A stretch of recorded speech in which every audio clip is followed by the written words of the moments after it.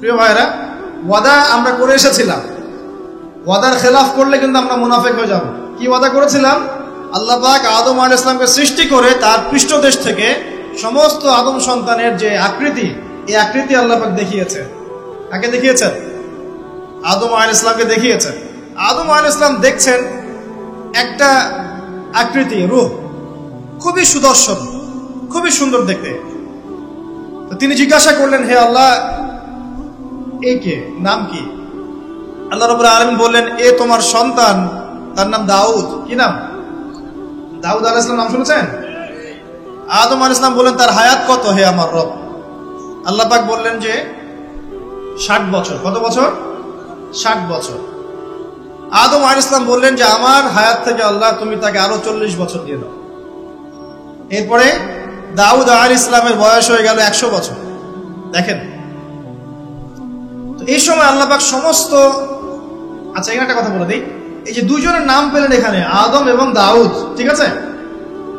এই দুইজন নবীকেই কিন্তু আল্লাহ পাক কোরআনের মধ্যে আল্লাহর খলিফা বলেছেন। এটা একটা কোইন্সিডেন্স, এটা একটা মিল কোরআনের।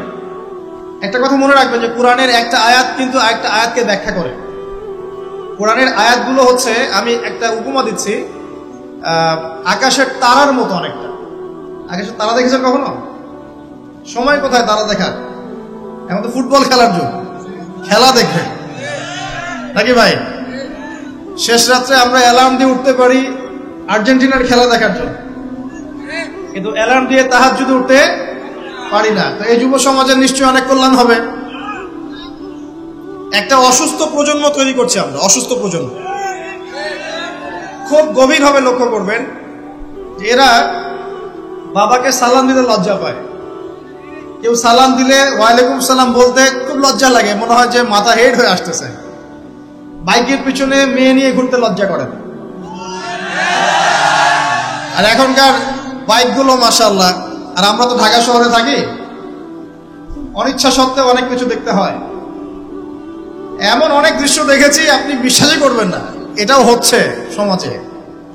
গাড়ি নিয়ে যাচ্ছি, হয়তো বই পড়ছি, পড়তে পড়তে চোখটা লেগে গেলে একটু মানুষ তাকায় না দিবে দিকে, জানলা খুলে তাকিয়ে দেখছি যে গাড়ি নিয়ে যাচ্ছে, ড্রাইভার ড্রাইভ করছে, পিছনের সিটে এক ছেলে বসে আছে, ওই ছেলের কোলের উপরে একটা মেয়ে বসে আছে। প্রকাশ্যে নবী সাল্লাল্লাহু আলাইহি ওয়াসাল্লাম কি বলেন নাই হাদিসটা? কিয়ামত হবে না ততদিন পর্যন্ত যতদিন পর্যন্ত মানুষ রাস্তাঘাটে জেনা না করবে। মেলে নাই হাদিস? কিয়ামতের কোন নিদর্শনের জন্য অপেক্ষা করছেন বলেন? নবীজি বলেছেন জীবনের শেষের দিকের একটা হাদিসে, হাদিসে জিবরিল, এখানে নবী সাল্লাল্লাহু আলাইহি ওয়াসাল্লাম মাত্র 2টা আলামত বলেছেন কিয়ামতে। কয়টা? এই 2টার মধ্যে একটা হচ্ছে ওয়ান জারাল হুফাত আল উরাত আল আলাত রিয়াশা ইয়াতাতাওয়ালুনা ফিল বুনিয়ান। সমাজের সবচেয়ে নিম্ন শ্রেণীর নগ্ন পায়ের, মানে জুতা কেনার টাকা ছিল না, নগ্ন গায়ের মানে কাপড় কেনার টাকা ছিল না, এই শ্রেণীর মানুষ, ধনীদের কথা বলা হচ্ছে না, এই গরিব নিঃস্ব শ্রেণীর মানুষ ইয়াতাতাওয়ালুনা ফিল বুনিয়ান, উঁচু উঁচু অট্টালিকা নির্মাণের প্রতিযোগিতা করবে। মিলেছে? মধ্যপ্রাচ্যের অনেক কান্ট্রি আছে, তাকিয়ে দেখবেন। এক সময় বেদুইন ছিল, বেদুইন মরুভূমিতে থাকতো। এখন দেখবেন কনস্ট্রাকটিভ বিল্ডিং নির্মাণের কারো 100 তলা, কারো 200, কারো 150 প্রতিযোগিতা। আমাদের ঢাকা শহরে গিয়ে দেখবেন, ঢাকার মতো বড় বড় শহরগুলো যেগুলো আছে, বাংলাদেশ হোক অন্যান্য কান্ট্রিগুলোর হোক, আর পশ্চিমার তো কথাই নাই, বিগত 100, 200, 300 বছরে এই কনস্ট্রাকটিভ বিল্ডিংস নির্মাণের প্রতিযোগিতা বেড়েছে বেশি। এগুলো আগে ছিল না। জীবনের শেষের দিকে নবী এই হাদিস বলে গেছে সাল্লাল্লাহু আলাইহি ওয়াসাল্লাম। একটা প্রশ্ন, কিভাবে নিঃস্ব একজন মানুষ এরকম উঁচু উঁচু বিল্ডিং নির্মাণ করতে পারে? 10 তলা, 20 তলা, 50 তলা, কিভাবে সম্ভব? আমার গবেষণা, ক্ষুদ্র গবেষণা হচ্ছে তিনটা পদ্ধতিতে হতে পারে। এক, যদি তার কাছে কোনো গুপ্তধন আসে, আল্লাহর পক্ষ থেকে কোনো ধন সম্পদ চলে আসে, যেমন ব্ল্যাক অয়েল, মানে ব্ল্যাক গোল্ড, বুঝতে পারছেন কার কথা বলছি? তেল, মাটির নিচে তেলের খনি পেয়ে গেলে আপনি তো মাশাআল্লাহ সচ্ছল এখন করতে পারবেন। সোনার খনি পেলে করতে পারবেন। 2 নাম্বার হচ্ছে সুদের মধ্য দিয়ে সম্ভব নিঃস্ব মানুষের বিল্ডিং তোলা। আর 3 নাম্বার হচ্ছে অন্যের সম্পদ জোর দখল করা, জবরদখল করা। আমার কাছে মনে হয় এই তিনটা পদ্ধতি হতে পারে, যার মধ্য দিয়ে একজন নিঃস্ব মানুষ উঁচু উঁচু বিল্ডিং নির্মাণের প্রতিযোগিতা করবে। ইয়াতাতাওয়ালুনা ফিল বুনিয়ান, নবীজি বলছেন নির্মাণ করবে এমন না, কম্পিটিশন হবে, তোমার 10 আমার 11, তোমার 11 আমার 12, তোমার 12 আমার 13। আমি সিলেট অঞ্চলে গিয়েছিলাম প্রোগ্রাম করতে গত বছর, দেখেছি মানুষ বিশাল বিশাল জায়গা জুড়ে লন্ডন আমেরিকা এই আদলে বাড়িঘর নির্মাণ করছে, আবার 1 বছর নির্মাণ করার পর পরের বছর ভেঙে নতুন করে আবার করা শুরু করছে। কত শখ, কত টাকা পয়সা মানুষ। অথচ এই ধন সম্পদের হিসাব আল্লাহর কাছে কড়াই গন্ডায় দিতে হবে না? একটা হাদিস পড়েছিলাম গতকালকেই, মনে হয় আবার পড়ছিলাম, যে গরিবরা 500 বছর আগে জান্নাতে যাবে ধনীদের চাই। গরিবরা জান্নাতে চলে যাচ্ছে, আর ধনীদেরকে ধন সম্পদের হিসেবের জন্য দাঁড় করিয়ে রাখা হবে। যাকাত দেওয়ার নাম নাই, উঁচু উঁচু বিল্ডিং নির্মাণের প্রতিযোগিতা চলছে। দুনিয়ার জীবনে টিকে থাকার জন্য এত কিছু প্রয়োজন আছে? নবী সাল্লাল্লাহু আলাইহি ওয়াসাল্লাম বলছেন যে দুনিয়াতে তুমি থাকো মুসাফিরের মতো, প্রয়োজন পূরণ হয়ে গেছে, যথেষ্ট। হ্যাঁ, অবশ্যই আমরা যদি সামর্থ্য থাকে 10 তলায় ইসলামী কোনো প্রতিষ্ঠান গড়ে তুলবো, কোনো সমস্যা আছে? দিনের বড় মার্কাজ গড়ে তুলবো, ইনশাআল্লাহ, কোনো সমস্যা? নিজে বাঁচার জন্য, ভোগ বিলাসের জন্য দুনিয়া থেকে মত্ত হয়ে থাকা যাবে? দুনিয়ার নেশা যাকে পেয়ে গেছে, আলী রাদিয়াল্লাহু আনহু বলেছেন, দুনিয়ার নেশা যাকে পেয়ে গেছে তার নেক আমল কমে গেছে। তিনি বলছেন দুনিয়া সাপের মতো, টাচ করতে মনে হবে খুব সফট, নরম। সাপ কিন্তু খুব নরম, সফট, কিন্তু এর মোহে মানুষ ঢুকে গেলে এর বিষাক্ত ছোবলে মানুষ গ্রাস হয়ে যাবে, টিকতে পারবে। পরে আমি এদিকে আসছি ইনশাআল্লাহ। নবী সাল্লাল্লাহু আলাইহি ওয়াসাল্লাম একটা হাদিসে বলেছেন, এই মহাসাগরে আপনি যদি আঙ্গুল ঢুকিয়ে দেন, যতটুকু পানি হাতে লেগে থাকবে এর নাম দুনিয়া, বাকি সমস্ত পানি হচ্ছে আখিরাত। এটাই হয়তো ওই আয়াতের ব্যাখ্যা হতে পারে, বাল তুসিরুনাল হায়াতাদ দুনিয়া ওয়াল আখিরাতু খায়রুন ওয়া আবকা। তোমরা দুনিয়ার জীবনকে প্রাধান্য দিচ্ছ, কিন্তু আখিরাত চিরস্থায়ী এবং উত্তম। একটা হাদিসে পড়েছিলাম, নবী সাল্লাল্লাহু আলাইহি ওয়াসাল্লাম যাচ্ছেন সাহাবীদেরকে নিয়ে, রাস্তায় একটা মৃত ছাগলের বাচ্চা বা ওই বকরির বাচ্চা ছিল, মৃত। নবীজি বলছেন, এই মৃত ছাগলের বাচ্চাটা তোমরা কি 1 দিরহামের বিনিময়ে কিনতে চাও? সাহাবীরা বলছেন, বিনামূল্যে দিলেও তো কেউ নিবে না ইয়া রাসূলুল্লাহ সাল্লাল্লাহু আলাইহি ওয়াসাল্লাম। নবী সাল্লাল্লাহু আলাইহি ওয়াসাল্লাম বলছেন যে আল্লাহর কাছে এই পুরো দুনিয়ার মূল্য এই মৃত ছাগলের সমান নয়। নবীজি একটা হাদিসে বলেছেন সাল্লাল্লাহু আলাইহি ওয়াসাল্লাম, আল্লাহ পাকের কাছে যদি দুনিয়ার মূল্য একটা মাছির দানার পরিমাণ হতো, আল্লাহ পাক কোন কাফের মুশরিককে 1 ঢোক পানি খেতে দিতেন না। তো দেখুন ভাইরা, এই আহদে আলাসতুর কথা বলছিলাম, তখন আল্লাহ রাব্বুল আলামিন আদম সন্তানদেরকে জিজ্ঞাসা করেছিলেন যে আলাস্তু বিরব্বিকুম, আমি কি তোমাদের রব নই? কি বলেছিলেন? আলাস্তু বিরব্বিকুম, আমি কি তোমাদের রব নই? আমরা সবাই বলেছিলাম বেলা, অবশ্যই আল্লাহ আপনি আমাদের রব। এটা আমরা বলে এসেছি মহাবিশ্বে। আমরা এখন যেখানে বসবাস করছি এর উপরে 7 আসমান আছে। কত আসমান? 7 আসমান মানে 7 মহাবিশ্ব আছে। এক মহাবিশ্ব থেকে আরেক মহাবিশ্বের দূরত্ব হচ্ছে 500 বছরের রাস্তা। এরকম করে 7টা আসমান আছে। তার উপরে কুরসি, ওয়াসিআ কুরসিয়ুহুস সামাওয়াতি ওয়াল আরদ। তার উপরে আছে মহাসাগর, যার গভীরতা 500 বছরের পথ। তার উপরে আছে আরশে আজিম, যে আরশ বহন করে নিয়ে আসবে মাত্র 8 জন ফেরেশতা। কতজন? আরশের উপরে আল্লাহ রাব্বুল আলামিন সমুন্নত। আল্লাহু আকবার যে আমরা বলি, আল্লাহ পাক যে কত বড়, এখন চিন্তা করেন। আপনি যদি এই পৃথিবীটা ঘুরে দেখতে পারেন, বা আল্লাহ পাকের নিদর্শনগুলো ঘুরে দেখতে পারেন, এই প্রকৃতি, এই নদী, সমুদ্র, পাহাড়, ফুল ইত্যাদি, আপনার কলব যদি জিন্দা থাকে, আপনি বুঝতে পারবেন যে আল্লাহ রাব্বুল আলামিন শুধু সবচেয়ে মহান সত্তাই নন, বরং সবচেয়ে সেরা শৈল্পিক সত্তা। এত নিপুণতা, মানে আল্লাহ পাকের গায়রত, মর্যাদা, আল্লাহ রাব্বুল আলামিনের যে রুচিবোধ এত উচ্চ মানের। আজকে সকালে গোলাপ ফুল দেখছিলাম। কি ফুল ভাই? ফুল টুল দেখেন মাঝে মাঝে? গার্লফ্রেন্ডকে দেন নাকি?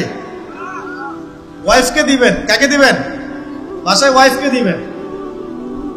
দিবেন, দিয়ে ভালোবাসার এজহার করবেন, বলবেন আমি তোমাকে অনেক ভালোবাসি।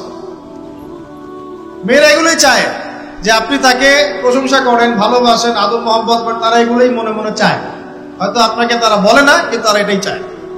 যদি আপনি করতে পারেন ইনশাআল্লাহ তারা আপনার কন্ট্রোলে থাকবে। যদি কাঠখোট্টা হয়ে থাকেন সাংসারিক জীবনে, তাহলে দেখবেন রসকস কমে গেছে আর কি। তখন স্ত্রীও খুঁজবে আরেকটা হ্যান্ডসাম ছেলে, হ্যাঁ, ফোনে, ওই কলিগের ওখানে, ব্যাংকে, অন্য জায়গায়। এখন তো ফ্রি মিক্সিং এর যুগ। বাসায় স্বামী থাকবে, বাইরে একটা ছেলে প্রেম হবে। আবার দেখা যাবে আপনারও মন উঠে যাচ্ছে আপনার কাছে, আপনার নিজের স্ত্রীকে ভাল লাগছে না, অন্য মেয়েকে ভাল লাগছে। সাংসারিক জীবনটাকে মধুর রাখার জন্য নবী সাল্লাল্লাহু আলাইহি ওয়াসাল্লামের সুন্নতগুলো পালন করতে হয়। স্ত্রীকে হাদিয়া দিবেন, তোহফা দিবেন, ভালোবাসবেন, এবং সে আপনাকে কষ্ট দিবে এটা ধরে নেবেন। সে আপনাকে সারা জীবন কষ্ট দিবে এটা আপনি মাথায় সেট করে নেবেন।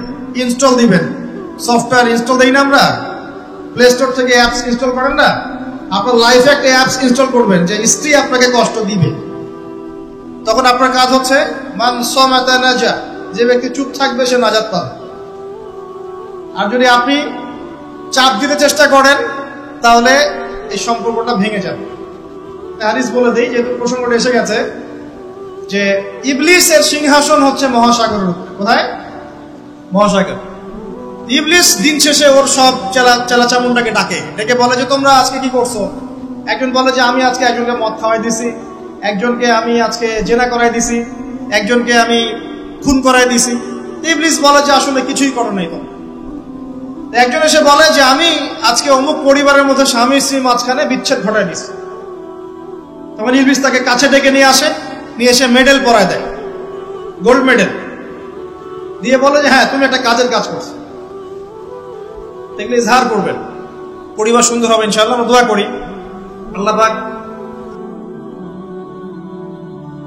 মহব্বত বাড়িয়ে দিন। আসলে স্ত্রীর জন্য স্বামীর চেয়ে আপন কেউ হয় না, আর স্বামীর জন্যও স্ত্রীর চেয়ে আপন কেউ হবে না। আবার স্ত্রীর অধিকার দিতে গিয়ে মাকে আবার ফেলে দিয়েন না। যার যার অধিকার তার তার জায়গায় সমানভাবে দিবেন ইনশাআল্লাহ। আপনি ইনসাফ কায়েম করবেন। মনে রাখবেন যে পুরুষ মানুষ কিন্তু বোকা। পুরুষ মানুষ কি কারণ কি জানেন? সারা জীবন তারা স্ত্রী সন্তান পরিবার পরিজন সবার জন্য অনেক কিছু করে ঠিকই, এবং এগুলো করতে গিয়ে তারা আল্লাহর বেড়ে যায়। শেষ বয়সে সেই পুরুষ আবার একা হয়ে যায়। আল্লাহ রাব্বুল আলামিন আমাদের সবচেয়ে আপন সত্তা, বাকিরা আমাদের দুনিয়ার প্রয়োজন। এটা মাথায় রেখে চলতে হবে। আল্লাহ পাক তৌফিক দান করুন, আমিন। বলছিলাম এজহারের কথা। এই যে আকাশের তারার কথা বলেছি, স্ত্রীকে নিয়ে মাঝে মাঝে আকাশের তারা দেখবেন, এটা সুন্নত। স্ত্রীকে নিয়ে রাত্রেবেলা একটু হাঁটাহাঁটি করেন, গল্পগুজব করেন, সুন্নত। অনেক সুন্নত কিন্তু উঠে গেছে এখন। মাঝে মাঝে খেতে বসবেন, একটা প্লেটে খায়েন। বাসায় কি একটা প্লেট আছে? সব তো সেপারেট প্লেট। একটা প্লেট, বড় প্লেট, এরকম বড় প্লেট আছে বাসায়? প্লেট বুঝতে পারছেন কি না? থালা থালা, এক প্লেটে খাওয়ার অভ্যাস করেন। নবী সাল্লাল্লাহু আলাইহি ওয়াসাল্লামের একটা হাদিস এমনও আসছে, আয়েশা রাদিয়াল্লাহু আনহা সম্পৃক্ত, একসাথে গোসলও করেছেন তারা। চিন্তা করা যায় এখন? একসাথে গোসলও করেছেন। আয়েশা রাদিয়াল্লাহু আনহা বলতেন যে আমার হাতের সাথে নবী সাল্লাল্লাহু আলাইহি ওয়াসাল্লাম হাত টাচ লাগতেছিল পানি নেওয়ার সময়। আমরা কারাকারি করতেছি পানি নেওয়ার সময়, কে আগে পানি নেবে। ইসলাম এর মধ্যে সবকিছুর সমাধান নাই। যদি আমরা সত্যি জানতাম যে ইসলাম কি জিনিস, আমরা কোশ্চিনকালেও পশ্চিমাদের কাছে হাত পাততাম না।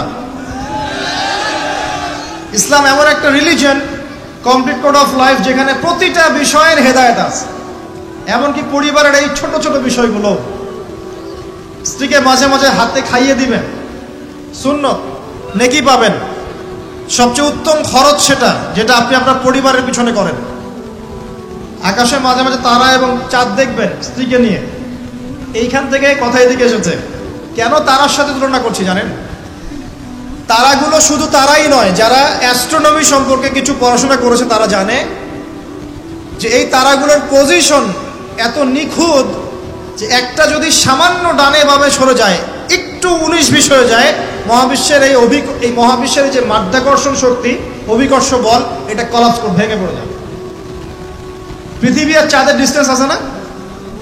চাঁদ যদি একটু পিছিয়ে যায়, হ্যাঁ, এই জোয়ার ভাটা যেটা হচ্ছে সমুদ্রে, এটার ভারসাম্য নষ্ট হয়ে যাবে। সূর্য আর পৃথিবীর একটা ডিস্টেন্স আছে না? সূর্য যদি এক ইঞ্চি সামনে চলে আসে, এক হাত সামনে চলে আসে, পৃথিবীর অর্ধেকের বেশি অংশ মরুভূমি হয়ে যাবে। আর যদি সূর্য এক হাত পিছনে চলে যায়, অল্প একটু পিছনে চলে যায়, তাহলে পৃথিবীর একটা বড় অংশ বরফে ঢেকে যাবে। কোন সত্তা এত নিপুণভাবে এগুলো সৃষ্টি করেছেন? এখন নাস্তিকরা বলছে তো আল্লাহ বলে কেউ নাই। তাদের ধারণা এগুলো এত নিপুণভাবে মহাবিশ্বটা অটোমেটিকলি হয়ে গেছে, না এমনি এমনি হয়ে গেছে।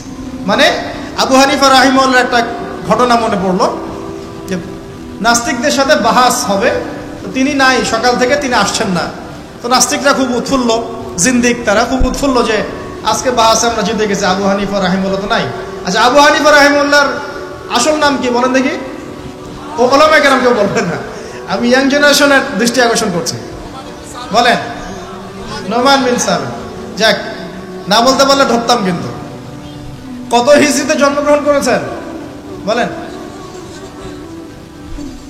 মায়ের দেওয়া দরকার এদেরকে ধরে। কত হিজরিতে? 80 হিজরিতে। ইন্তেকাল কত হিজরি? 150। আর্জেন্টিনার স্ট্রাইকারের নাম কি বলেন? এই তো, এই হচ্ছে অবস্থা আমাদের ভাই। ব্রাজিলের স্ট্রাইকারের নাম কি? গতকালকে বাংলাদেশের ম্যাচে কে ভালো খেলেছে? শাবাশ, আপনাদের দ্বারাই হবে ইনশাআল্লাহ। সুবহানাল্লাহ। ভাই, জ্ঞান রাখবেন না, কিন্তু ইসলামের জ্ঞান বিসর্জন দিয়ে দুনিয়ার জ্ঞান অর্জন করে কোনো লাভ নাই, বরং এগুলো আমাদের পরকালে ক্ষতির কারণ হবে। দেখুন, আল্লাহ পাক কোরআনে এই তারাগুলোর পজিশনের কসম করেছেন। কোরআনের আয়াতগুলোকে আকাশের তারার সাথে তুলনা করা হচ্ছে কেন? কারণ তারাগুলো আপনাকে পথ দেখাবে। কি দেখাবে? আপনি তারাগুলো মিলাতে পারলে ডাইরেকশন খুঁজে পাবেন। মনে করেন আপনার কাছে কোনো ঘড়ি নাই, কোনো মোবাইল ফোন, কিচ্ছু নাই, আজকে থেকে আপনি 1000 বছর আগে চলে গেছেন। এখন সমুদ্রে আপনি যাত্রা করতেছেন, আপনি দিক চিনবেন কিভাবে? কোনটা পূর্ব, কোনটা পশ্চিম? রাতের বেলা আপনি কেমনে চিনবেন কোনটা পূর্ব, কোনটা পশ্চিম, কোনটা উত্তর, কোনটা দক্ষিণ? তারা দেখে চিনতেন। কিভাবে চিনতেন? আকাশের তারা দেখে আগেকার নাবিক যারা ছিলেন, সেইলর, তারা দিক চিনতেন। এই তারাগুলোকে দিক নির্দেশক বলা হয়। ঠিক একইভাবে কোরআনের আয়াতগুলো যদি আপনি একটার সাথে একটা হারমোনিয়াসলি মিলাতে পারেন, আপনি পথ খুঁজে পাবেন ইনশাআল্লাহ। এই জন্যই বললাম যে আকাশের তারার সাথে কোরআনের আয়াতগুলোকে মেলানো, উপমা দেয়া যায়। তো এইখানে বলতে গিয়ে এসেছিলাম যে দুইজন নবীকেই কিন্তু আল্লাহ রাব্বুল আলামিন কি বলেছেন? খলিফা। আদম আলাইহিস সালামকেও খলিফা বলেছেন, দাউদ আলাইহিস সালামকে কি বলেছেন? খলিফা। এখন বলেন তো, খলিফা কাকে বলে? যে কাপড় সেলাই করে? আমরা সমাজে বলে যে উনি খলিফা। খলিফা মানে দর্জি? খলিফা কে? এটা কে সবচেয়ে ভালো উত্তর দিতে পারবে? আমি না আল্লাহ? আমরা না আল্লাহ? আল্লাহ পাক কি বলছেন শুনুন। আল্লাহ পাক সূরা সদের মধ্যে বলছেন। কোন সূরা? সদ একটা সূরাই আছে। এই সূরার মধ্যে 24 থেকে 26 নম্বর আয়াত পড়ে দেখবেন। আল্লাহ পাক বলছেন, ইয়া দাউদ, হে দাউদ আলাইহিস সালাম, ইন্না জাআলনাকা খলিফাতান ফিল আরদ। হে দাউদ, আমি বা আমরা তোমাকে পৃথিবীতে খলিফা করেছি। কি করেছি? তোমার কাজ কি? তোমার কাজ হচ্ছে ফাহকুম বাইনান নাস বিল হক। তোমার কাজ হচ্ছে মানুষের মাঝে, এই যে জনসাধারণের মাঝে হকের মানদণ্ডে বিচার ফয়সালা করবে। সুবহানাল্লাহ। একজন খলিফার কাজ কি তাহলে? জনসাধারণের মাঝে হকের মানদণ্ডে, ন্যায়ের মানদণ্ডে বিচার ফয়সালা করলে সে আল্লাহর খলিফা হবে। যদি অন্যায়ের মানদণ্ডে বিচার ফয়সালা করে, সে শয়তানের খলিফা হবে। কথা কি বুঝতে পারছেন? এই খলিফা শব্দ আল্লাহ পাক প্রয়োগ করেছেন দাউদ আলাইহিস সালামের ক্ষেত্রেও এবং আদম আলাইহিস সালামের ক্ষেত্রেও। আদম আলাইহিস সালামকে আল্লাহ পাক কি বলছেন? ওয়া ইয ক্বালা রাব্বুকা লিল মালাইকা ইন্নী জাঈলুন ফিল আরদি, বলেন খলিফা। তাহলে আদমকেও খলিফা বললেন না আলাইহিস সালাম? তো আদম আলাইহিস সালাম পৃথিবীতে এসে কি আল্লাহর বিধান ছাড়া অন্য কারো বিধান দিয়ে বিচার ফয়সালা করেছেন কিনা? আর দাউদ আলাইহিস সালাম যখন জেরুজালেমের বাদশা ছিলেন, সেখান থেকে তিনি কি আল্লাহর বিধান ছাড়া অন্য কোনো বিধান দিয়ে ফয়সালা করেছিলেন কিনা? উত্তর দেন। আল্লাহ পাক সূরা মাইদায় উল্টা কথা বলছেন। আল্লাহ পাক বলেন ওয়ামান লাম ইয়াহকুম বিমা আনজালাল্লাহ ফাউলাইকা হুমুল কাফিরুন। এটা 44 নম্বর আয়াত। 45-এ বলছেন ফাউলাইকা হুমুল ফাসিকুন। 47-এ গিয়ে বলছেন ফাউলাইকা হুমুজ জালিমুন। তিনটা বলছেন, বা প্রথমে কাফিরুন, তারপর জালিমুন, তারপর ফাসিকুন। তিনটা কথাই আল্লাহ বলছেন যে ব্যক্তি বা যারা আল্লাহর নাজিলকৃত বিধান দ্বারা বিচার ফয়সালা করছে না, তারা ফাসিক, তারা জালেম, তারা কাফের। কে বলেছেন? আমাদের কথা। এখানে দুটো বিষয় চলে আসবে। এক, কেউ যদি মনে করে যে আল্লাহর বিধানগুলো এই যুগে চলে না, ওই যুগে চলতো, এই যুগে চলে না, এই যুগে আমরা যা বুঝি এটাই সেরা, তাহলে নিঃসন্দেহে সে কুফরিতে লিপ্ত আছে। কোনো সন্দেহ আছে? আর কেউ যদি মনে করে যে না, আল্লাহর বিধানই চূড়ান্ত, এটাই সর্বোচ্চ, কিন্তু পরিবেশ পরিস্থিতি বিবেচনায় আমি ইমপ্লিমেন্ট করতে পারছি না, সে ব্যক্তির কথা আলাদা। কথা কি বুঝতে পারছেন? আমাদের আকীদা পরিষ্কার করতে হবে না? তাহলে এখানে আপনি খলিফার সংজ্ঞা পেলেন, খলিফার কাজ কি সেটাও পেলেন। আরো একটা কথা আল্লাহ পাক বলেছেন দাউদ আলাইহিস সালামকে, সেটা হলো ওয়ালা তাত্তাবিউল হাওয়া, তুমি তোমার প্রবৃত্তির অনুসরণ করো না। প্রবৃত্তি মানে কি? মন যা চায় তার অনুসরণ করো না। ফায়ুদিল্লাকা আন সাবিলিল্লাহ, তাহলে এই অনুসরণ তোমাকে আল্লাহর পথ থেকে বিচ্যুত করে দিবে। ইন্নাল্লাযীনা ইউদিল্লুনা আন সাবিলিল্লাহি লাহুম আযাবুন শাদীদ বিমা নাসু ইয়াওমাল হিসাব। যারা নিজের মন গড়া প্রবৃত্তির অনুসরণ করেছে, তারা আল্লাহ পাকের সরল পথ থেকে বিচ্যুত হয়ে গেছে, এবং আল্লাহ পাক তাদেরকে কঠিন শাস্তি দিবেন, কারণ তারা কিয়ামতের দিনটাকে ভুলে গেছে। প্রিয় ভাইরা, আমরা ওয়াদা করে এসেছি আল্লাহর কাছে। কি ওয়াদা করেছি? যে আল্লাহ আমাদের রব। তাহলে দুনিয়াতে আসার পর কি আমরা আল্লাহর সাথে শিরিক করতে পারবো? আল্লাহর বিধান ছাড়া অন্য কারো বিধান মানতে পারবো? আল্লাহ পাকের হালালকে হারাম করতে পারবো? আল্লাহর হারামকে হালাল করতে পারবো? নাকি আমাদের উচিত হবে আল্লাহর সমস্ত বিধানের সামনে আত্মসমর্পণ করা? কোনটা? ইসলাম মানে কি? বলবে শান্তি। ঠিক আছে, শান্তি একটা শব্দের অর্থ হয়, ইসলাম শব্দের প্রকৃত অর্থ হচ্ছে আত্মসমর্পণের মধ্য দিয়ে শান্তি অর্জন করা। আল্লাহর হুকুম আহকামের সামনে আত্মসমর্পণের মধ্য দিয়ে কি করা? শান্তি অর্জন। আত্মসমর্পণ কেমন হবে? একটা ফয়সালা আল্লাহ পাক দিলেন, এখন আমি চিন্তা করব যে এই নামাজ পড়তে আল্লাহ পাক বলেছেন, আমি চিন্তা করছি যে নামাজ কেন পড়বো, নামাজ পড়ার কি দরকার, এর বৈজ্ঞানিক উপকারিতা কি, হ্যাঁ, নামাজ পড়লে এর পিছনে দর্শন কি, এর পিছনে যুক্তি কি, এইসব তন্ত্র মন্ত্র ঘেটে যদি আপনি নামাজ পড়েন, পরিপূর্ণ আত্মসমর্পণ হয় নাই। কখন হবে? আল্লাহ বলেছেন সামি'না আতা'না, আল্লাহ বলেছেন না নামাজ পড়তে 5 ওয়াক্ত, বাস নামাজ পড়। এর পিছনে কারণ থাকতে পারে, সব কারণ আমার জানা জরুরি না, এবং সব কারণ আমি জানতেও পারবো না। পারবো? এখানে দেখেন একজন নবীর কথা বলি, যার নাম আমরা প্রথমে বলেছি আল্লাহুম্মা সাল্লি আলা মুহাম্মাদ ওয়া আলা আলি মুহাম্মাদ কামা সাল্লাইতা আলা ইব্রাহিম। নবী মুহাম্মদ সাল্লাল্লাহু আলাইহি ওয়াসাল্লামের নামের সাথে ইব্রাহিম আলাইহিস সালামের নাম কেন, অন্য নবীর নাম নয় কেন? প্রশ্ন করতে হবে না? কারণ হচ্ছে নবী সাল্লাল্লাহু আলাইহি ওয়াসাল্লামের জীবনের যে ধারা এবং ইব্রাহিম আলাইহিস সালামের জীবনের ধারা কিন্তু হুবহু একই রকম। শুধু নবী সাল্লাল্লাহু আলাইহি ওয়াসাল্লাম শেষে গিয়ে মক্কা থেকে পুরো জাজিরাতুল আরবে ইসলামিক খিলাফা কায়েম করেছিলেন। ইব্রাহিম আলাইহিস সালাম ওই সময়টা হয়তো পান নাই। That's all. এখন দেখেন ইব্রাহিম আলাইহিস সালাম সম্পর্কে আল্লাহ পাক কি বলছেন? আল্লাহ পাক বলছেন ইয ক্বালা লাহু রাব্বুহু আসলিম ক্বালা আসলামতু লিরাব্বিল আলামিন। আল্লাহ পাক যখনই ইব্রাহিমকে বলেছেন আলাইহিস সালাম আত্মসমর্পণ করো, ইব্রাহিম আলাইহিস সালাম আত্মসমর্পণ করেছেন, বলেছেন আসলামতু লিরাব্বিল আলামিন, আমি জগৎ সমূহের প্রতিপালকের সামনে আত্মসমর্পণ করলাম। একটা মিসাল দিচ্ছি, তার সন্তানকে জবাই করতে বলেছিলেন, মনে আছে? সন্তান বলেছিল যে ইয়া আবাতি ফাআল মা তু'মার, হে আমার আব্বা, আপনাকে যে আদেশ করা হয়েছে আপনি তাই করেন। সাতাজিদুনি ইনশাআল্লাহু মিনাস সাবিরিন, ইনশাআল্লাহ আপনি আমাকে ধৈর্যশীল পাবেন। ইব্রাহিম আলাইহিস সালাম জবাই করার আগে কি আল্লাহকে প্রশ্ন করেছিলেন যে এর পিছনে যুক্তি কি, এর পিছনে দর্শন কি, এর পিছনে বিজ্ঞান কি? নাকি আল্লাহ আদেশ করেছেন, বাস করেছেন? কোনটা? আল্লাহ পাক আদেশ করেছেন, চোখ বন্ধ করে কাজ করতে গিয়েছেন। এবং এই নবীকে আল্লাহ পাক বলছেন হুয়া সাম্মাকুমুল মুসলিমিন, তিনি তোমাদের নাম দিয়েছেন মুসলিম। তাহলে প্রথম মুসলিম কে পাচ্ছি আমরা এখানে? প্রথম সারির মুসলিম কে পাচ্ছে?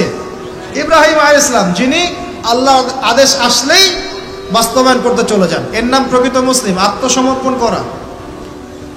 আমরা কি সবকিছুর সামনে আত্মসমর্পণ করতে পারছি? যদি পারতাম তাহলে ইবাদত বন্দেগীর জীবনে পাক্কা মুসল্লি হয়ে অর্থনৈতিক জীবনে পাক্কা সুদখোর কেন হচ্ছে? আমরা নামাজ পড়ি না? নামাজ 5 ওয়াক্ত করি মাশাআল্লাহ, কিন্তু ব্যবসা করতে গিয়ে মাপে কম কেন দেই? ব্যবসা করতে গিয়ে আমি মজুদদারি কেন করি? আমি অন্যকে কেন ঠকাই? কেন ভেজাল মিশাই? পণ্যের সাথে ভেজাল কেন মিশাই? অর্থনৈতিক জীবনে গিয়ে আমি সুদ কেন খাই? ঘুষ কেন নিব? দুর্নীতি কেন করব যখন আমি 5 ওয়াক্ত নামাজ পড়ি? তার মানে কি জানেন? তার মানে আমরা এই আয়াতের উপর আমল করতে পারি নাই। কোন আয়াত? আল্লাহ পাক বলছেন উদখুলু ফিস সিলমি কাফা, তোমরা পরিপূর্ণরূপে ইসলামে প্রবেশ করো। এটা আয়াত আমল হয়েছে? কখন পরিপূর্ণ প্রবেশ হবে? যখন জীবনের প্রতিটা ক্ষেত্রেই আমরা ইসলাম পালন করতে পারবো। ইসলাম কি শুধু ইবাদত বন্দেগীর জীবনেই? খালি নামাজ রোজা হজ জাকাতের নামই কি ইসলাম? ব্যবসা ইসলাম নাই, পরিবারে নাই, অর্থনীতির মধ্যে নাই, রাজনীতির মধ্যে তো নাই। এটাতে থাকার দরকার নাই, এটা আমরা যা ভালো বুঝি তাই। এখানে ইসলামের হেদায়েতের দরকার নাই। এখানে পশ্চিমে অনেক তন্ত্র আছে, সেকুলারিজম আছে, ডেমোক্রেসি আছে, কমিউনিজম আছে। ইসলামের প্রয়োজন আছে? কোনো দরকার নাই। এটা আমরা মুখে বলি ঠিকই, কিন্তু আসলে বাস্তবায়ন কি করা সম্ভব হয়? 100% হয় না, কিন্তু হবে ইনশাল্লাহ। কবে হবে? যখন ইমামুল মাহদি আসবেন ইনশাআল্লাহ। কবে হবে? যখন ঈসা ইবনে মারইয়ামকে আল্লাহ আবার পাঠাবেন ইনশাআল্লাহ, তখন হবে। আমি একটা ভবিষ্যৎবাণী বলে যাই, এটা আমার ভবিষ্যৎবাণী না। কে বলেছেন? রাসূলুল্লাহ সাল্লাল্লাহু আলাইহি ওয়াসাল্লাম। কিয়ামত হবে না যতক্ষণ পর্যন্ত না ঈসা ইবনে মারইয়ামকে আল্লাহ পাক পাঠাচ্ছেন এবং তিনি একজন ন্যায়পরায়ণ শাসক হবেন, যিনি 40 বছর এই বিশ্বে ন্যায় বা শান্তি প্রতিষ্ঠা করবেন। কে বলেছেন এটা? মুহাম্মদ সাল্লাল্লাহু আলাইহি ওয়াসাল্লাম। কোথা থেকে শাসন পরিচালনা করবেন? বাংলাদেশ থেকে? উত্তর না। কোথা থেকে? যেই জায়গাটার মানে আমাদের মালিকানার জায়গা, সেখান থেকে আমাদের মুসলিম ভাই বোনদেরকে আজকে নির্মম নির্যাতন করে বের করে দিয়েছে না? ওই জেরুজালেম থেকে ইনশাআল্লাহ তাআলা তিনি সারা বিশ্বে ইসলাম প্রতিষ্ঠা করবেন ইনশাআল্লাহ। বিশ্বাস করেন? এটা সত্য কথা। এখনকার অবস্থা থেকে বোঝা যায়। এখন তো মনে হচ্ছে ইসলামের সাথে বিশ্বের শাসনের সাথে মুসলিমদের কোনো সম্পর্কই নেই, তাই মনে হয় না? কিন্তু এমনটা থাকবে না ইনশাআল্লাহ। বিশ্বাস করেন, এমনটা থাকবে না। হয়তো আমি অপদার্থ একজন মানুষ, আমি অপদার্থ, হয়তো আমরা অনেকে অপদার্থ, আমাদের দ্বারা হচ্ছে না, কিন্তু আল্লাহ পাক এমন একটা প্রজন্ম নিয়ে আসবেন ইনশাআল্লাহ, যারা আল্লাহ পাকের জমিনে আল্লাহর দিনটা প্রতিষ্ঠা করবে ইনশাআল্লাহ। দিন পালন আর প্রতিষ্ঠা এক জিনিস নয়। প্রতিষ্ঠা মানে হচ্ছে কাঁচা পাকা সমস্ত বাড়ির মধ্যে কালিমা লা ইলাহা ইল্লাল্লাহ প্রবেশ করবে ইনশাআল্লাহ। এমনটাও হাদিস এসেছে, একটা কাঁচা বাড়ি বাদ থাকবে না, একটা পাকা বাড়িও বাদ থাকবে না যেখানে আল্লাহ পাক তাওহীদের কালিমা লা ইলাহা ইল্লাল্লাহ প্রবেশ করাবেন না। আমরা কি ইসলামের এই বিজয় চাই?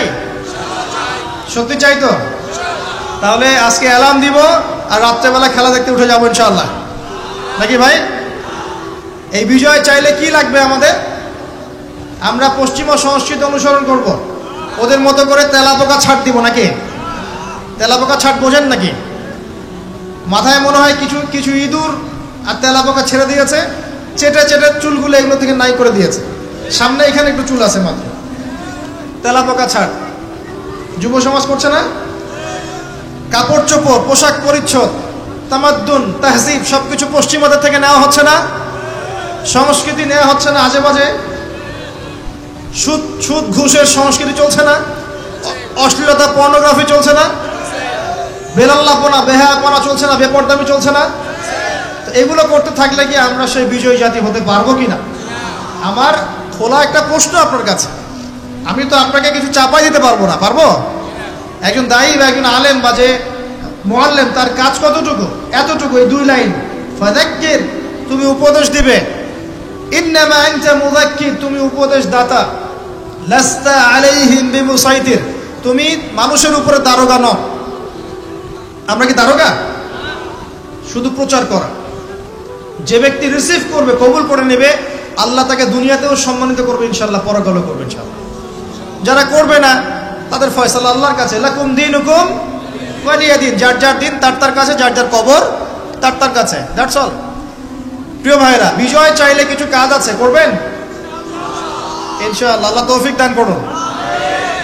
তওবা করেন।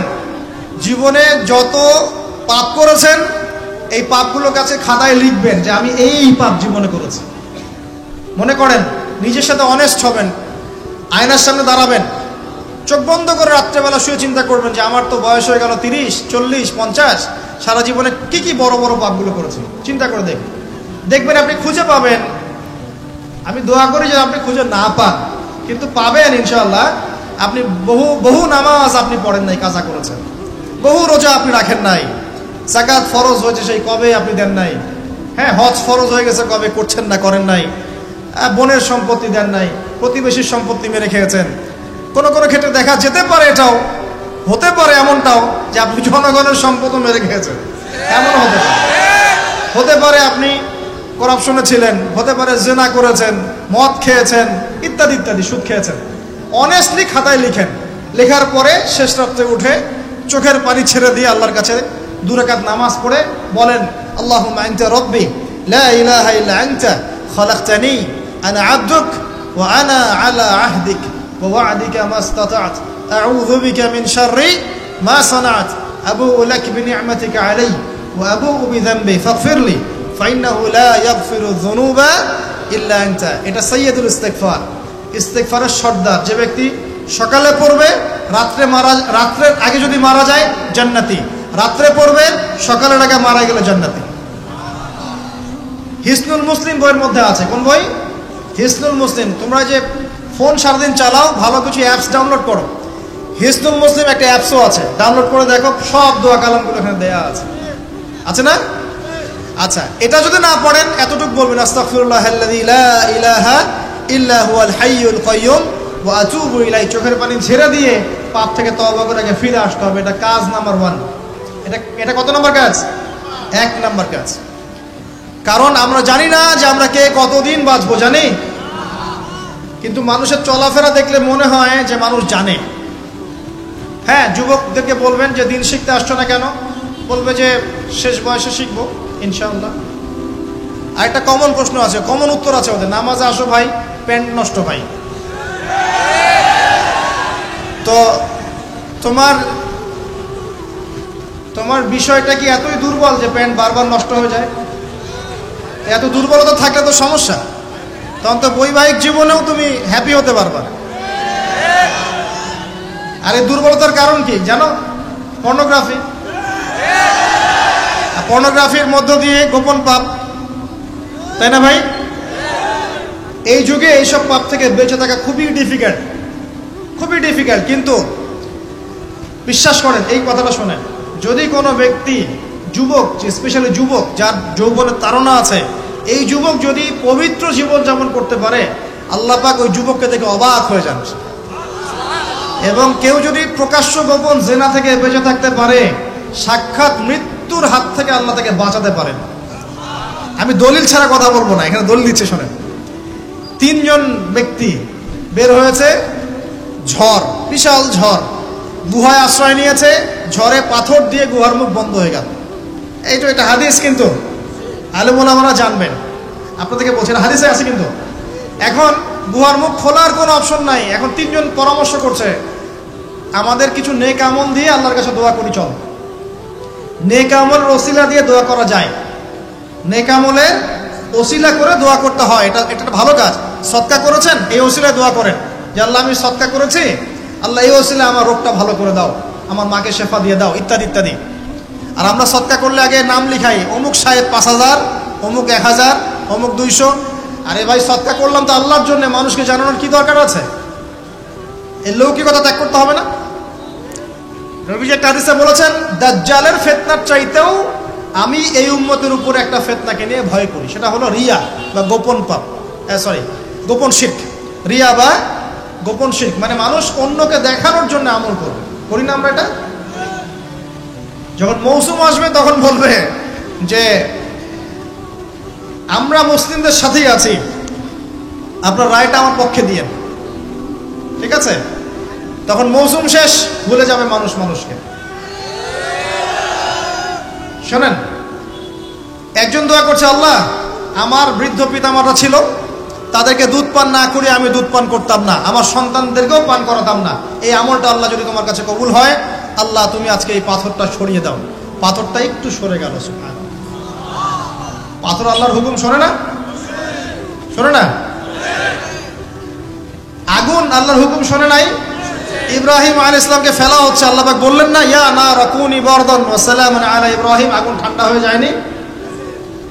এই প্রকৃতি আল্লাহর কথা শোনে। দুইটা মাখলুক আল্লাহর কথা খালি শোনে না। দুইটা মাখলুক আছে আল্লাহর কথা শোনে না। এক নাম্বার হচ্ছে মানুষ, আর দুই নাম্বার কি? জিন। আর এই জন্য এই দুই শ্রেণীর ব্যাপারে আল্লাহ পাক বলেছেন, ওয়ালাকাদ যারানা লিজাহান্নামা কাসীরাম মিনাল জিন্নি ওয়াল ইনস, আমি জাহান্নাম পরিপূর্ণ করব প্রচুর মানুষ আর জিন দ্বারা। নাউযুবিল্লাহ। আগে মনে করতাম, যখন বয়সটা আরো কম ছিল, যে আল্লাহ পাক মানুষকে কিভাবে জাহান্নামে দিতে পারবেন, আল্লাহ পাক গফুর রহিম। এখন বুঝতে পারছি, পরিবেশ দেখে, এই বৈশ্বিক প্রেক্ষাপট দেখে, গবেষণা করে, পড়াশোনা করে, যে জাহান্নামে যাওয়ার উপযুক্ত যদি কোনো প্রাণী থেকে থাকে সেটা হচ্ছে মানুষ। জানেন, জাহান্নামে যাওয়ার যদি উপযুক্ত কোনো প্রাণী এই মহাবিশ্বে থাকে সেটা হচ্ছে মানুষ। এই জন্য আল্লাহ রসুল একটা হাদিসে বলেছেন, 1999 জন মানুষ যাবে জাহান্নামে। বলে নাউযুবিল্লাহ। আবার এমনও হাদিস আছে যে বিনা হিসেবে 70,000 মানুষ যাবে জান্নাতে। কোনো হিসাব নাই, বিনা হিসাবে জান্নাতে। আবার একটা হাদিসে আসছে প্রত্যেক হাজারের সাথে 70,000 করে।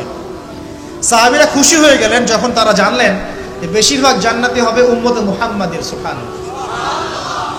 উম্মতে মুহাম্মাদের জান্নাতে যাওয়ার একটা হাদিস বলে দেব, একটা হাদিসের উপর আমল করতে পারবেন? মেরাজের রাতে নবী সাল্লাল্লাহু আলাইহি ওয়াসাল্লামকে আল্লাহ পাক ওয়াদা করেছেন, হে মুহাম্মদ সাল্লাল্লাহু আলাইহি ওয়াসাল্লাম, তোমার উম্মতের মধ্যে যে কোনো ব্যক্তি যদি শিরিক না করে মারা যায়, আকাশ জমিন সমান পাপ থাকলেও আমি আল্লাহ তার সামনে আসমান জমিন সমান ক্ষমা নিয়ে হাজির হব। শিরিক না করে মারা গেলেই জান্নাতে যাবে ইনশাআল্লাহ।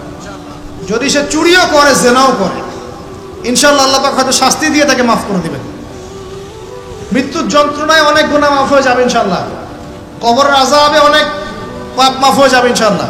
আবার হাসরের মাঠেও মানুষ দাঁড়ায় থাকবে 50,000 বছর, এই কষ্টেই অনেক গুনাহ মাফ হয়ে যাবে ইনশাআল্লাহ। আল্লাহ পাক তার রহমতের চাদরে ঢেকে নেবেন, ইনশাআল্লাহ গুনাহ মাফ হবে। শিরকের পাপে যাওয়া যাবে না, আল্লাহ তৌফিক দান করুন। আর একজন ব্যক্তি বলছে, আল্লাহ একজন কৃতদাস ছিল আমার, সেই কৃতদাসকে সেই কৃতদাস আমার কাছে কিছু টাকা পেত। কি পেত? তো সেই টাকা দিয়ে আমি গবাদি পশু কিনেছিলাম। এই গবাদি পশু অনেক বংশবৃদ্ধি হয়েছে। অনেক দিন পর সে এসে বলছে আমার টাকা দাও। তা আমি বলেছিলাম সব এই গবাদি পশু তোমার, সব নিয়ে যাও। সে বলছিল যে আমার সাথে ঠাট্টা মশকরা করছে না। তখন সেই ব্যক্তি বলছে, না ঠাট্টা করছি না, তোমার টাকা থেকে কিনেছিলাম, এর বংশবৃদ্ধি হয়েছে, সবই তোমার, তুমি নিয়ে যাও। তিনি বলছেন, আল্লাহ এই দানটা যদি তোমার কাছে পছন্দ হয়ে থাকে, আল্লাহ আজকে এই মুখটা তুমি সরিয়ে দাও, পাথরটা সরিয়ে দাও। পাথর একটু সরে গেল। আরেকজন ব্যক্তি যার কথা আমি আপনাকে বলছি, এই যে গোপন পাপ, জেনা, free mixing, girlfriend boyfriend culture, এই সংস্কৃতির মধ্যে যারা আছেন তাদের জন্য এই লাইনটুকু। এই ব্যক্তি বলছেন, হে আল্লাহ আমার একজন চাচাতো বোন ছিল। কে ছিল? কাজিন, চাচাতো বোন। সে খুবই সুন্দরী ছিল, মাশাআল্লাহ। আল্লাহ পাক মেয়েদেরকে চমৎকার সৌন্দর্য দিয়ে সৃষ্টি করেছেন, করেন নাই? যুজ্জিনা লিন-নাস হুব্বুশ শাহাওয়াতি মিনান নিসা, মেয়েদের মধ্যে পুরুষদের সবচেয়ে বেশি খায়েশাত আছে, মানে খায়েশ, প্রবৃত্তির তাড়না আছে, সৌন্দর্য আছে, চাওয়া। তো চাচাতো বোনকে আমি খুব ভালোবাসতাম, এবং আমি তাকে পেতে চাইতাম। একদিন সে আমাকে শর্ত দিল, 100 স্বর্ণ মুদ্রা দিলে আমি রাজি। বুঝতে পারছেন কথা কি? ব্যাখ্যা করতে হবে। 100 স্বর্ণ মুদ্রা দিলে আমি রাজি আছি। ওই যে বলে নিজের পায়ে দাঁড়াও, একটা চাকরি করো, তারপর আমি রাজি। বলেনি আপনাকে? একটু টাকা পয়সা আর্ন করো, তারপর আমি তোমারই। আর এই করতে করতে প্রত্যেক দিন আপনার কাছ থেকে মনে করেন প্রত্যেক ডেটে 1000, 1200, 1000, 2000 খাইতেই আছে। আর আপনি তো সৎকায় জারিয়া করতেছেন নাকি? এটা সৎকায় জারিয়া না গোনায় জারিয়া? তো এইবার এই ব্যক্তি প্রচন্ড পরিশ্রম করে 100 স্বর্ণ মুদ্রা জোগাড় করলো। বাপরে বাপ, কি একটা অবস্থা! তারপরে সে 100 স্বর্ণ মুদ্রা এনে এই চাচাতো বোনকে দিয়েছে, দিয়ে বলছে এখন আমার সাথে তোমার যে চুক্তি সেটা পূরণ করতে হবে। সে সেক্সুয়াল যে রিলেশন সেটা করার প্রায় উপক্রম হয়েছে, সে তার কাছাকাছি সে বসে গেছে, একদম হাদিস আসছে সে বসে পড়েছে। ঠিক ওই সময় এই মেয়েটা বলছে যে হে আল্লাহর বান্দা, আল্লাহকে ভয় করো, আমি এই সতীত্ব এখন পর্যন্ত নষ্ট করি নাই, আল্লাহকে ভয় করো, আমার সতীত্ব নষ্ট করো না। কে বলছে এটা? এই চাচাতো মেয়ে, চাচাতো বোন। এই ব্যক্তি বলছে আল্লাহ, আমি শুধুমাত্র তোমার ভয়ে সেই দিন সেখান থেকে তাৎক্ষণিক উঠে গেছি, 100 স্বর্ণ মুদ্রাও আর ফেরত নেই নাই। তোমার কাছে যদি এই কাজটা কবুল হয়ে থাকে আল্লাহ, আজকে এই সাক্ষাৎ মৌতের হাত থেকে আমাকে বাঁচাও। এই পাথরটা পুরোটাই সরে গেল আলহামদুলিল্লাহ। আমি দলিল দিলাম আপনাকে যে দেখেন, যদি আপনি জেনা থেকে দূরে থাকতে পারেন, আল্লাহ পাক আপনার সব পাপ তো মাফ করে দিবে ইনশাআল্লাহ। আল্লাহ পাক আপনাকে সাক্ষাৎ মৌতের মতো বিপদ থেকে বাঁচাতে পারবেন ইনশাআল্লাহ। প্রিয় ভাইরা, তাহলে আমাদের প্রথম কাজ তওবা করে ফিরে আসা। দ্বিতীয় কাজ হচ্ছে একজন ব্যক্তিকে আদর্শ মেনে পুরো জীবনটা তার আদর্শে করে তোলা। উঠা বসা, চলা ফেরা, ঘুম, খাওয়া দাওয়া, এভরিথিং পারবেন। চেহারা, সুরত, চুল টুল সবকিছুই। দাড়ি থাকবে চেহারায়, গর্বের সাথে দাড়ি রাখবেন, গর্বের সাথে বুক ফুলিয়ে দাড়ি রাখবেন। তাকওয়ার লেবাস পরবেন, পোশাক পরবেন, ঠিক আছে। মোচ ছোট করে ফেলবেন, টাকনুর উপরে কাপড় উঠিয়ে ফেলবেন, ঠিক আছে। লেবাস, পোশাক, কথাবার্তা, আমল, আকীদা, আখলাক সবকিছু কার মতো হবে? রাসূলুল্লাহ সাল্লাল্লাহু আলাইহি ওয়াসাল্লামের সুন্নাত মোতাবেক। এটা আপনার 2 নম্বর কাজ। 3 নম্বর কাজ হচ্ছে পড়াশোনা করা। কি করা? দ্বীনি ইলম অর্জন করা। আগে সহজ বইগুলো পড়বেন, তারপর আস্তে আস্তে কঠিন বইয়ের দিকে যাবেন। এবং পড়াশোনার সময় উলামায়ে কেরামের সাথে সম্পর্ক রাখবেন। একা একা পণ্ডিত হলে যাবেন না, তাহলে সমস্যা আছে। একা পণ্ডিত অনেক মানুষ এখন বলে যে আলেম ওলামাদের সাথে সম্পর্ক রাখার দরকার নাই, বইপত্র নিজে পড়বা, বুখারী, মুসলিম, তিরমিজি, নাসাই, আবু দাউদ, মিশকাত সব নিজে পড়ে নিজেই ইজতিহাদ করে মুস্তাহিদ হয়ে যাবে। এরকমও ফিতনা কিন্তু চলছে সমাজে। এগুলো ভয়ঙ্কর ফিতনা। এবং এক পর্যায়ে বলে দিবে যে মাযহাবও মানার দরকার নাই, ওটা মানা শিরক বলে দিবে। শিরক বলে না, বলে শিরক। জানি না এই বানান কোথায় আছে, এই বানানটা আছে নাকি? এবং এই কমিউনিটির মধ্যে আমি এমনও মানুষকে দেখেছি, সামনে শায়েখ টাইটেল আছে, শায়েখ বলেছে দাঁড়ান, একটা কোরআনের আয়াত তেলাওয়াত করতে 20টা ভুল করে ফেলছে। আবার স্টেজে উঠে বড় বড় মুফতি যারা, হানাফি ফিকহের বড় বড় মুফতি যারা, তাদেরকে চ্যালেঞ্জ করছে যে বাহাসে আসো, আমি বুকের বাড়া থাকলে আমার সামনে বাহাসে আসো। আমি বলি যে 2টা বছর মক্তবে পড়া উচিত। আগে 2 বছর আগে মক্তবে পড়ে কোরআন তেলাওয়াত শুদ্ধ করে আসা দরকার।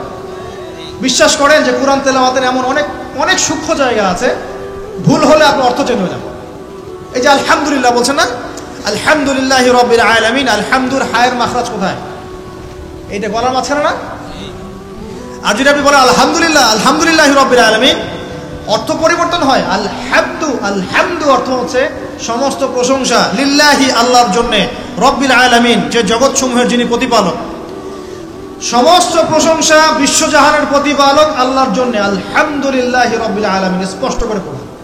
আর আপনি বলছেন আলহামদুলিল্লাহি রাব্বিল আলামিন, সমস্ত নিন্দা বিশ্বজাহানের প্রতিপালক আল্লাহর জন্য। একটা হায়ের কারণে চেঞ্জ হয়ে গেছে। পড়ছেন মনে করেন যে কুল ইয়া আইয়ুহাল কাফিরুন, হে কাফেররা, লা আ'বুদু মা তা'বুদুন, লা আ'বুদু মা তা'বুদুন। লা মানে না, এখানে আ'বুদু আমি ইবাদত করি, মা জার, তা'বুদুন তোমরা ইবাদত করো। বুঝতে পারছেন কি? Basic Arabic grammar. আমি তার ইবাদত করি না যার ইবাদত তোমরা করো, কাফেরদেরকে বলছি আমরা। কিন্তু যদি আপনি এভাবে পড়েন, কুল ইয়া আইয়ুহাল কাফিরুন লা আ'বুদু মা তা'বুদুন, অর্থ কি হবে জানেন? হে কাফেররা, আমি লা আ'বুদু, আমি অবশ্যই তার ইবাদত করি যার ইবাদত তোমরা করো। কোরআন তেলাওয়াত কি এত সহজ? আলেম ওলামা ছাড়া, ওস্তাদ ছাড়া এমনি এমনি শিখতে পারবে? কোরআন তেলাওয়াতও করতে পারছে না, স্টেজে উঠে মানুষকে চ্যালেঞ্জ করছে, অমুক মুফতি, সব মুফতিকে ডাকো আমার সামনে বসাও, বুকের বাড়া থাকলে আমার সামনে বসাও। আর সামনে কিছু মানুষ বসে আবার সুবহানাল্লাহ করতেছে, ঠিকও বলতেছে। মানে কোন কমিউনিটি আর কোন শায়েখ তাহলে বুঝে ফেলার। আবার এমনও আছে শায়েখ মাশাআল্লাহ, খালি মুখ দিয়ে যদি বলেন যে আমরা আল্লাহর জমিনে আল্লাহর দ্বীনের প্রচার প্রসার প্রতিষ্ঠা চাই, ইসলাম প্রতিষ্ঠা লাভ করেছে দাওয়াতের মধ্য দিয়ে এবং জিহাদ ফিসাবিল্লাহর মধ্য দিয়ে, এই জিহাদ শব্দ উচ্চারণ করলেই আপনাকে খারিজি ট্যাগ লাগাই দিয়ে দিবে। জিহাদ মানে যে নিরপরাধ মানুষকে হত্যা করা নয়, এই ব্যাখ্যা আমরা জানি না, এই ব্যাখ্যা মুসলিমরা বোঝে না। কোরআন এবং হাদিসে কোনো জায়গায় আছে নিরপরাধ মানুষকে হত্যা করতে হবে? কিন্তু যখন সারা বিশ্বের পশ্চিমারা মুসলিম কান্ট্রিদের উপর আগ্রাসন চালাবে, মুসলিমরা কি কলা চুষবে বসে বসে? আঙ্গুল চুষবে? তখন তারা যদি প্রতিবাদ করে, ওটা খারাজি হয়ে যাবে। নেক্সট শুরুতে ধোকা থেকে বেঁচে থাকবে যে মুসলিম সমাজের ভিতরে ঢুকেই মুসলিম সমাজের ক্ষতি করার চেষ্টা করতেছে। খুব সাবধান থাকবেন। এই জন্য প্রিয় ভাইরা, হকপন্থী উলামায়ে কেরামদের সংস্পর্শে থাকবেন, দেখবেন ইনশাআল্লাহ আপনাকে তারা বিভ্রান্ত করতে পারবেন ইনশাআল্লাহ। আমি কারো নাম মেনশন করছি না, কারণ সঙ্গত কারণ আছে, বুঝতে পারছেন। এটা কয় নাম্বার? 3 নাম্বার। এক কি বলেছে?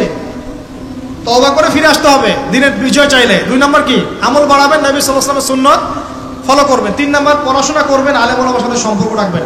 আর 2-3টা বলছি জাস্ট। 4 নাম্বার হচ্ছে পরিবারের আদর্শ হবে জান্নাতি পরিবার। সারা দুনিয়া গারদ হয়ে যায়, যাক আপনার পরিবারটা ঠিক থাকতে হবে। পারবেন? পরিবারের কর্তা হবে ইব্রাহিমের মতো আলাইহিস সালাম, পরিবারের ছেলেগুলো হবে সব ইসমাইলের মতো আলাইহিস সালাম, পরিবারের মায়েরা এবং বোনেরা হতে হবে হাজারা এবং সারা আলাইহিস সালামের মতো। পারবেন ইনশাআল্লাহ? আল্লাহ কবুল করুন। আমাদের বাচ্চা কাচ্চাদেরকে মানুষ করে যাবেন, ছোটবেলা থেকে ওদের মধ্যে ইসলামের বীজ ঢুকিয়ে দিবেন। আমি বলছি না তারা ডক্টর হবে না, ইঞ্জিনিয়ার হবে না, এগুলো আমি বলছি না, অ্যাটলিস্ট আমি এগুলো বলবো না। তারা অবশ্যই বড় বড় পোস্টে যাবে, পলিটিশিয়ান হবে, ইকোনমিস্ট হবে, ডক্টর ইঞ্জিনিয়ার সব হবে, কিন্তু ভিত্তিটা দিতে হবে কিসের? কোরআন সুন্নাহর। দেখবেন ইনশাআল্লাহ তারা বড় হয়ে ওদের দ্বারা দেশ এবং জাতির খেদমত হবে ইনশাআল্লাহ। আর 2টো বলে শেষ করে দিই। এক হচ্ছে রিজিক হালাল হতে হবে। কি হতে হবে? হারাম রিজিকে যাবেন না, ভুল করে ওয়াদা করেন। কোনোদিনও হারাম রিজিকে যাবেন না, আল্লাহ পাক তৌফিক দান করুন। আর সবশেষ কথা হচ্ছে সৎ কাজের আদেশ এবং অসৎ কাজের নিষেধ সবাইকে করতে হবে, শুধুমাত্র আলেম ওলামার একার দায়িত্ব না, এটা সবাইকে দায়িত্ব পালন করতে হবে ইনশাআল্লাহ। যার যার ক্ষেত্র থেকে করবেন। বাল্লিগু আন্নি ওয়ালা ওয়ায়া, একটা আয়াত জানলেও প্রচার করবেন ইনশাআল্লাহ। আল্লাহ পাকের দ্বীনটা প্রচার হবে ইনশাআল্লাহ, প্রতিষ্ঠা লাভ করব। তখন আমরা মুসলিম হব, মুমিন হব, মুনাফিক হব না। যে ব্যক্তি কথা বললেই মিথ্যা বলে, ওয়াদা করলে কি করে? খেলাফ করে, আর আমানত রাখা হলে কি করে? খেয়ানত করে, এবং যখন উত্তেজিত হয়ে যায় তখন উচ্চস্বরে গালিগালাজ করে। আল্লাহ পাক আমাদের সবাইকে মুনাফিকের এই 4 খাসলত থেকে বাঁচিয়ে রাখুন। আল্লাহ পাকের জমিনে তার দ্বীনের প্রচার প্রসার করার তৌফিক দান করুন। আমাদের পরিবারের মূল্যবোধ ঠিক করে দিন। আমাদের সবাইকে হকপন্থী আলেম ওলামার সাথে সম্পর্ক রাখার তৌফিক দান করুন, এবং জ্ঞান অর্জন করে তওবা করে ফিরে আসার তৌফিক দান করুন। আজীবন ইসলাম শক্ত করে আঁকড়ে ধরার তৌফিক দান করুন, আমিন। আজকের মতো এখানে শেষ করছি প্রিয় ভাইরা। সুবহানাকাল্লাহুম্মা ওয়া বিহামদিকা আশহাদু আল্লা ইলাহা ইল্লা আনতা আস্তাগফিরুকা ওয়া আতুবু